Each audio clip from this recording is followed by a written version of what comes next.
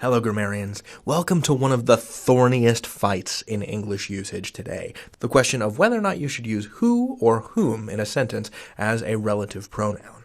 So there's this basic idea that who is the subject form and whom is the object form, which means that if we're talking about someone who is the doer, then we say who, as in the spy who loved me, as opposed to someone who is the doee, the object, as in the spy whom I loved. You see, because in this sentence, who is the subject, and in this sentence, I is the subject, me is the object, and whom is the object. I loved whom.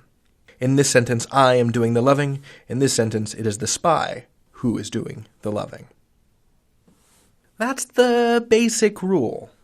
But this does not adequately reflect the way our culture actually uses and has used whom or who for some time.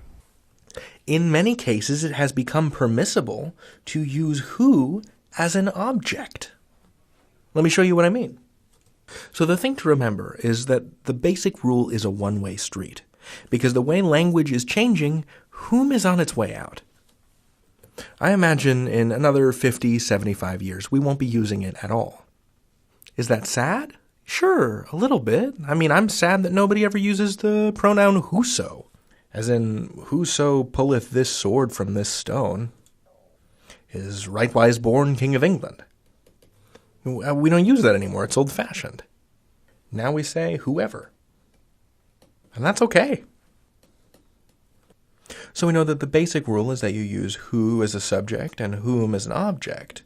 But you can also now use who as an object. The only thing you can't do is whom is not a subject.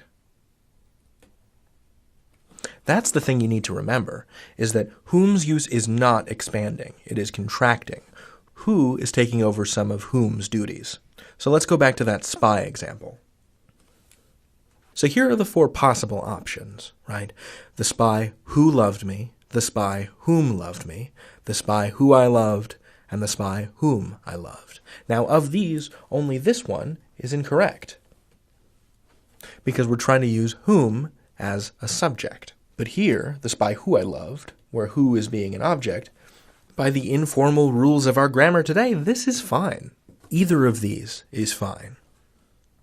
The only one that's not fine is this guy right here, the spy whom loved me, because this language change is going in one direction, and it's in the direction of whom being used less often. So whom never expands from its original position. Who does.